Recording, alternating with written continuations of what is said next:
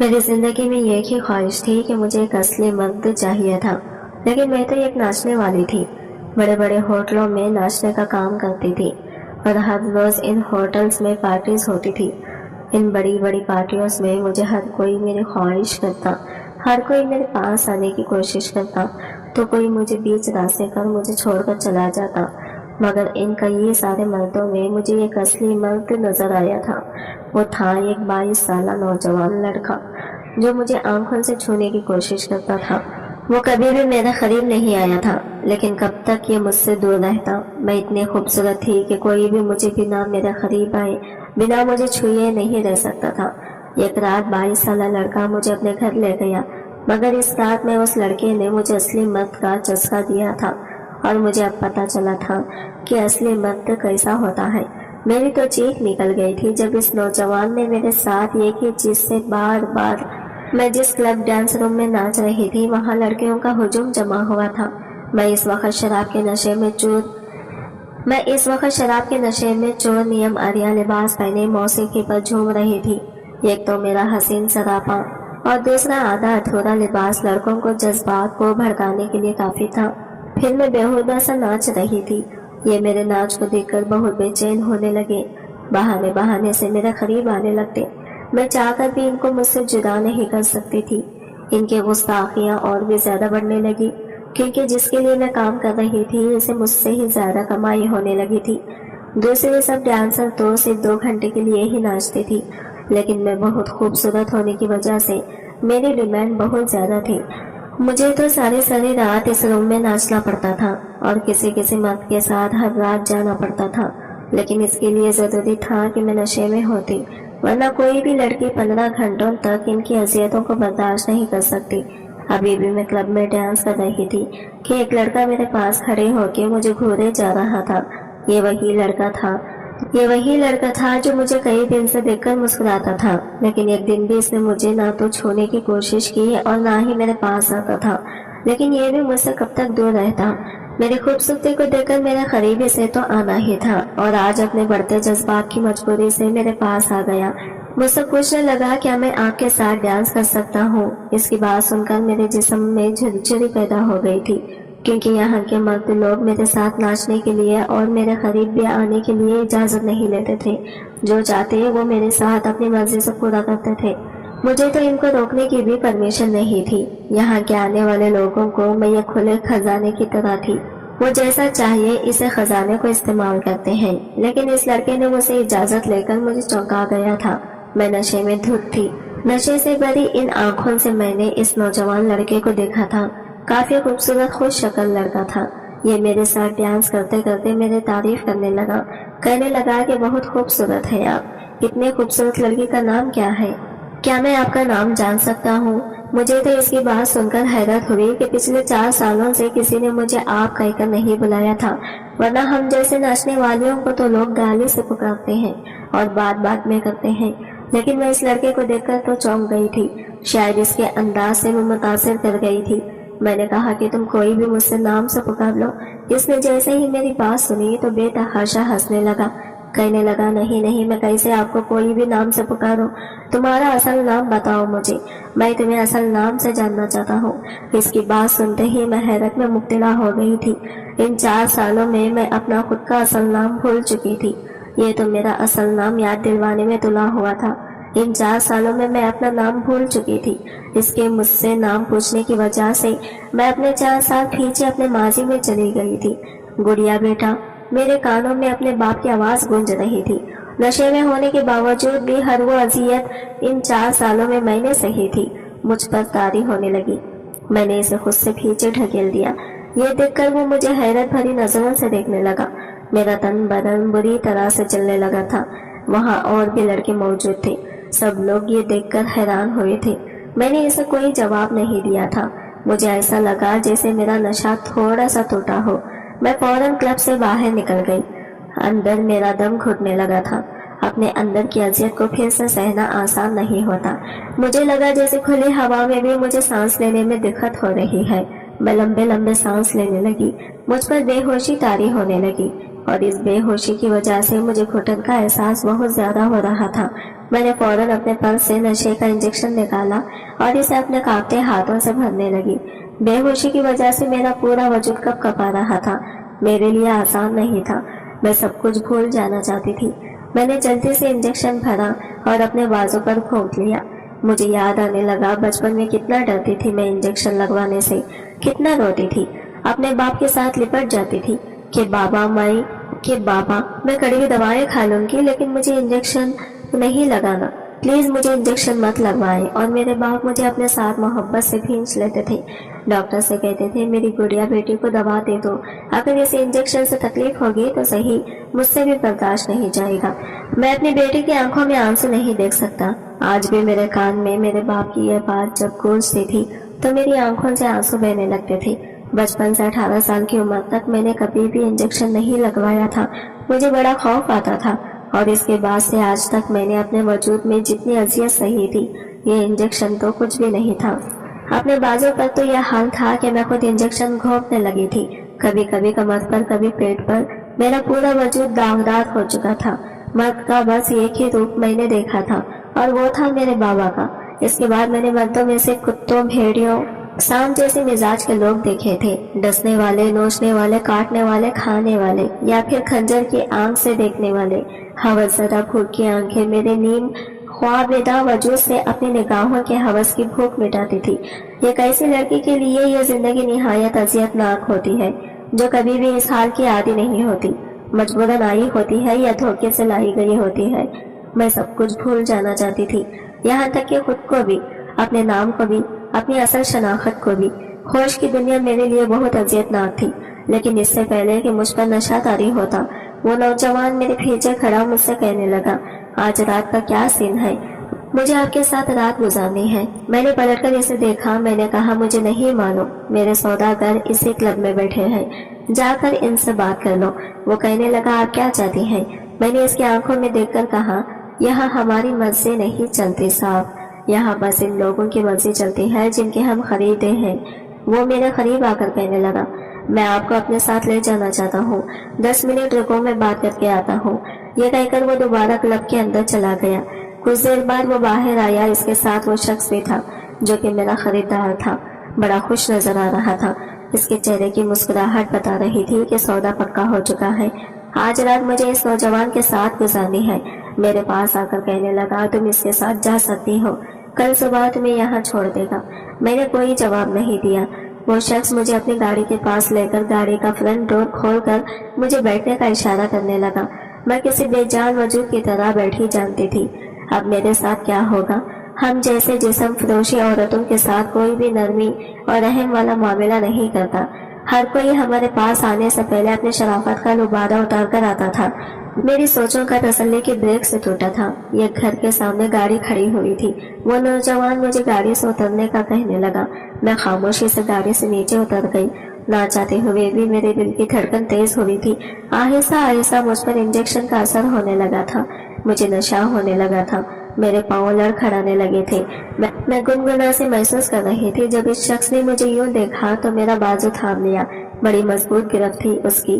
اس نے ایک ہاتھ سے مجھے تھام رکھا تھا، دوسرے ہاتھ سے اپنے گھر کا تالا کھولا اور مجھے گھر کے اندر لے گیا۔ اپنے کمرے میں لے جا کر بستر پر بٹھا دیا۔ اس کے کمرے میں ایک روم فریج موجود تھا۔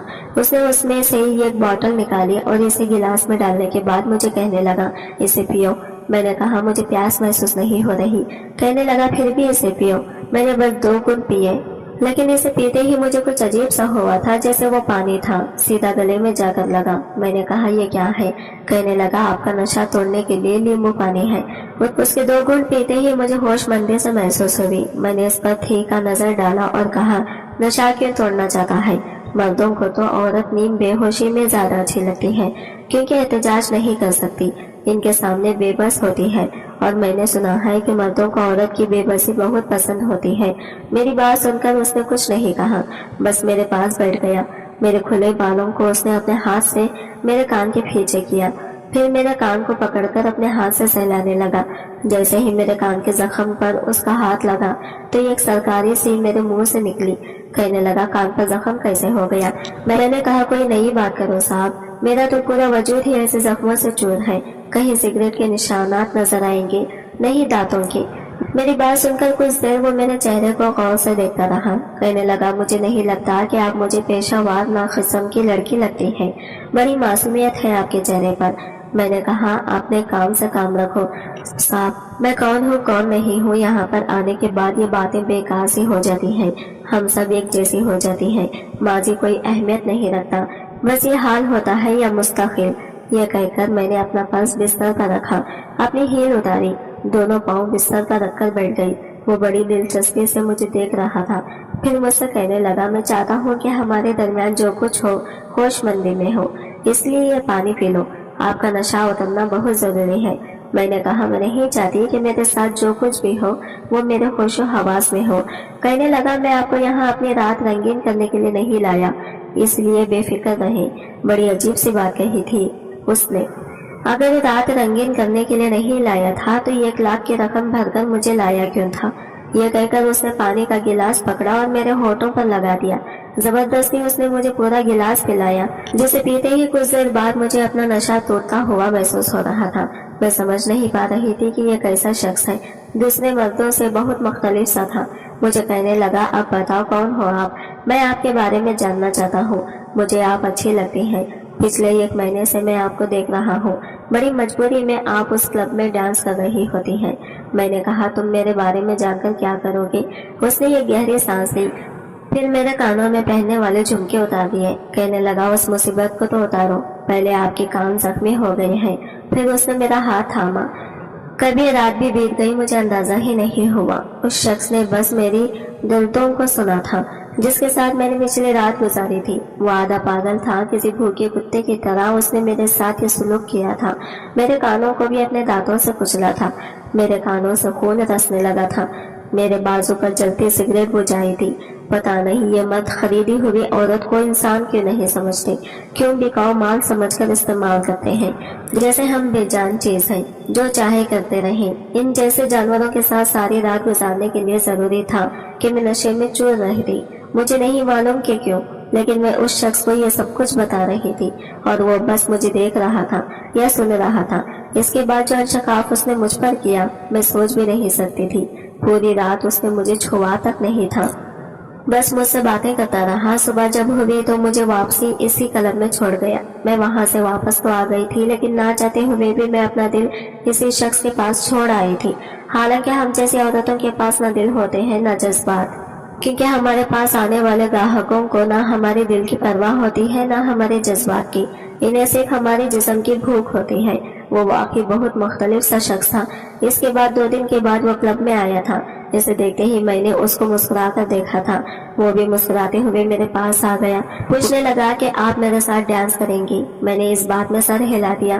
اس کے پکڑنے پر چھونے پر وہ بدتمیز نہیں تھا، نہ ہی اس کی نظروں میں ہوس تھی۔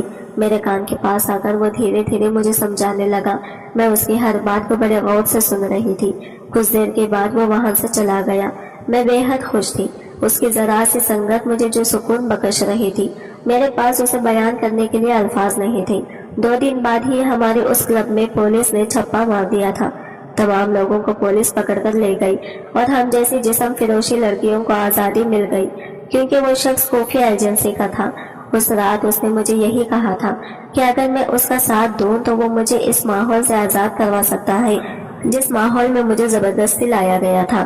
میں ویسے بھی اس ماحول سے نکلنا چاہتی تھی، چاہے اس کی خاطر ہی صحیح۔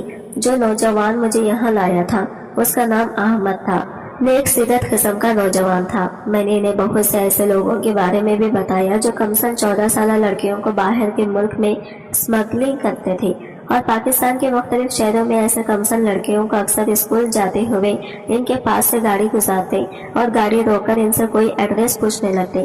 جیسے ہی وہ بچے ایڈریس بتاتی تو اسے رومال سنگا کر اپنی گاڑی میں بھیج کر بٹھا لیتے، یا ان کے پاس سے گزرتے ہوئے انہیں یہ کیسے پن چباتے جس سے وہ فوری طور پر بے ہوش ہو کر گر جاتی، اور وہ لوگ اسے اپنی کار میں بٹھا کر ایک انجان جگہ پر لے جاتے۔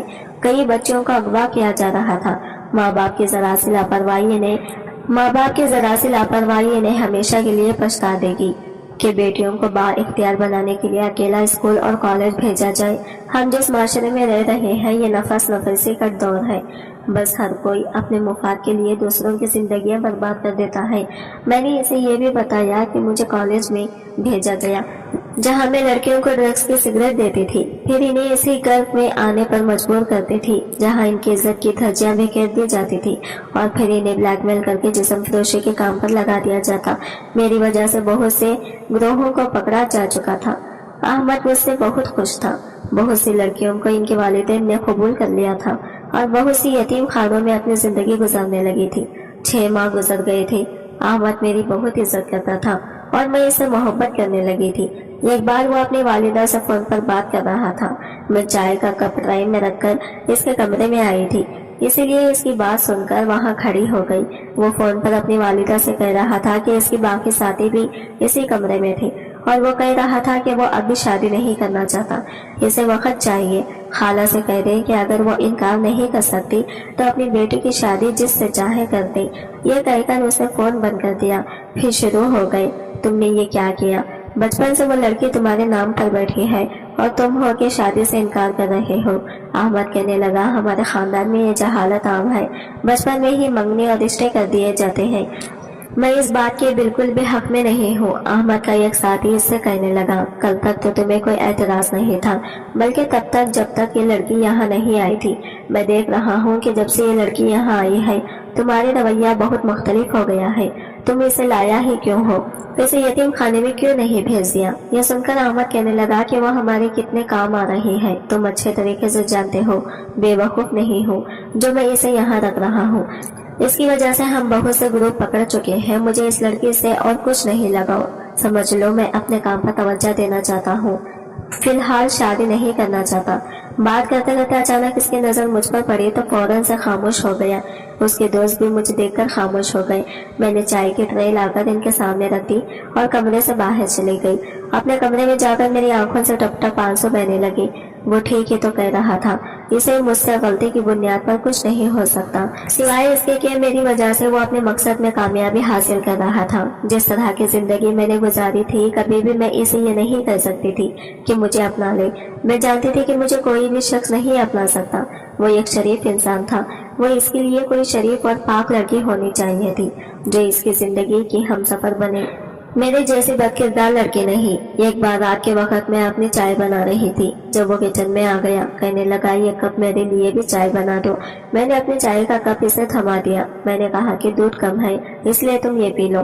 میری بات سن کر کہنے لگا، ایسا کرتے ہیں مل کر پی لیتے ہیں۔ یہ کہتے ہی اس نے چائے سے یہ سپ لیا، پھر کپ میری طرف بڑھا دیا۔ اب میں اس کی شکل دیکھ رہی تھی، وہ مجھے مسکراتے ہوئے دیکھ رہا تھا۔ میں نے وہ کپ پکڑ کر شیلف پر رکھ دیا۔ میں نے کہا کہ مجھے چھوٹی چائے پینے کی عادت نہیں ہے۔ بات یہ نہیں تھی کہ مجھے اس کا چھوٹا پینا پسند نہیں تھا، بلکہ مجھے اب اس سے مزید دور رہنا تھا، ورنہ میرے لیے اور بھی مشکل ہو جاتی۔ وہ مجھے بڑے غور سے دیکھ رہا تھا۔ میں نے کہا کہ اب میں یہاں رہنا نہیں چاہتی۔ وہ میرے پاس آ گیا، مجھے غور سے دیکھنے لگا اور کہنے لگا، کیوں نہیں رہنا چاہتی؟ میں نے کہا، آپ کا مقصد پورا ہو چکا ہے۔ میں جتنے بھی ایسے گروہوں کو بارے میں معلومات رکھتی تھی وہ سب کچھ آپ کو بتا چکی ہوں۔ مجھے نہیں لگتا کہ اب مجھے یہاں رہنا چاہیے، بہتر ہوگا کہ آپ مجھے کسی دارالامان میں چھوڑ دیں۔ یہ کہتے ہوئے میری آنکھوں سے آنسو بہنے لگے۔ میں نہیں چاہتی تھی کہ میں اس کے سامنے اپنا ضبط کھو بیٹھوں، لیکن شاید میرے اختیار میں نہیں تھا۔ میرے بہتے آنسو اس نے اپنے ہاتھوں سے صاف کیے۔ میں فوراً پیچھے ہٹ گئی۔ میں کچن سے باہر جانے لگی، لیکن اس نے مجھے بازو سے پکڑ لیا، اپنے مقابل کھڑا کر لیا۔ کہنے لگا، دارالامان جانا چاہتی ہو؟ میں نے اس بات میں سر ہلا دیا۔ کہنے لگا، تو پھر رو کیوں رہے ہو؟ میں نے اپنی نگاہیں چرائی، کیونکہ اس کی آنکھوں میں جھانک کر دل کا حال بتانا آتا تھا، اور میں نہیں چاہتی تھی کہ میں اس کے سامنے کمزور پڑ جاؤں۔ میں نے کہا، بس ایسے ہی سر میں درد ہے۔ اس نے چائے اٹھائی، میرے ہونٹوں پر لگا دی۔ میں نے اپنا چہرہ پیچھے کر لیا۔ کہنے لگا، اسے پی لو، سر درد ٹھیک ہو جائے گا، اور میں تمہیں کہیں بھی چھوڑنے نہیں جا رہا، تم یہی رہو گی میرے ساتھ۔ اس نے بات ایسی کی تھی کہ میری جانب دیکھنے لگی۔ کہنے لگا، بے وقوف لڑکی، میں تم سے محبت کرنے لگا ہوں، تم سے شادی کرنا چاہتا ہوں، اتنی سی بات سمجھ نہیں آتی تمہیں؟ میں نے کہا، میں آپ سے شادی نہیں کرنا چاہتی، میں آپ کے قابل نہیں ہوں۔ میری بات سن کر کہنے لگا، میرے دل سے پوچھو کہ تم کس قابل ہو؟ میرے نزدیک تم اب بھی معصوم اور پاکیزہ ہو، جو کچھ بھی ہوا اسے بھول جاؤ۔ میں نے کہا، آپ کے گھر والے مجھے قبول نہیں کریں گے، कहने लगा जब मैं कबूल करूंगा तो इन्हें भी कबूल करना पड़ेगा। कुछ ही दिनों में इसने अपने घर वालों को भी राजी कर लिया। मेरी शादी की तारीख पक्की हो गई। मुझे यकीन नहीं आ रहा था कि मैं इतनी खुशकिस्मत भी हो सकती हूँ कि वो शख्स मेरा नसीब बनने जा रहा था, जो बहुत शरीफ और नेक था, बहुत अच्छा इंसान था। मैं खुद को इसके काबिल नहीं समझती थी, लेकिन मैं बहुत खुश थी। दुल्हन बनाने के लिए पार्लर वाली मुझे तैयार करने घर पर आई थी। वो लिबास भी अहमद का पसंद का मैंने पहना था, वरना हम जैसी लड़कियों को कहाँ ऐसे इज्जत की जिंदगी नसीब होती है। लेकिन अहमद की बदौलत मुझे मिल गई थी। मैं इसकी दुल्हन बनकर इसी के कमरे में बैठी इसका इंतजार कर रही थी। इसके दोस्त आज इसे बहुत परेशान कर रहे थे, कमरे में आने नहीं दे रहे थे। सबकी बातें मैं कमरे से सुन रही थी। बड़ी मुश्किल से जान छुड़ाकर वो कमरे में आया, मेरे पास बैठकर कहने लगा, बड़े कमीने हैं मेरे ये दोस्त। जानते थे कि मैं तुमसे मिलने के लिए किस कदर बेताब हूँ। मेरे चेहरे पर एक मुस्कुराहट से सज गई थी। मैंने निगाहें झुका ली। इसने अंगूठी मेरे हाथ की उंगली में पहनाई, फिर मेरे हाथों को अपने लबों पर लगाया। कहने लगा, तुम्हारे हर जख्म को अपनी मोहब्बत से भर दूंगा, भूल जाओ कि तुम अपनी पुरानी जिंदगी को। इसकी बात सुनकर मैं शर्मा दी। इस रात अहमद पहली बार मेरे करीब आया और मैंने जान लिया कि असली मर्द ऐसे होते हैं जो लड़कियों को बिकाऊ माल नहीं बल्कि अपनी इज्जत समझते हैं। आज की वीडियो कहानी आपको कैसी लगी कमेंट करके जरूर बताइएगा। और वीडियो अच्छी लगी है तो लाइक शेयर जरूर कीजिएगा। हमारे चैनल को सब्सक्राइब करें फ्रेंड्स। मिलते हैं अगले वीडियो के साथ, तब तक के लिए बाय बाय, टेक केयर, अल्लाह हाफिज।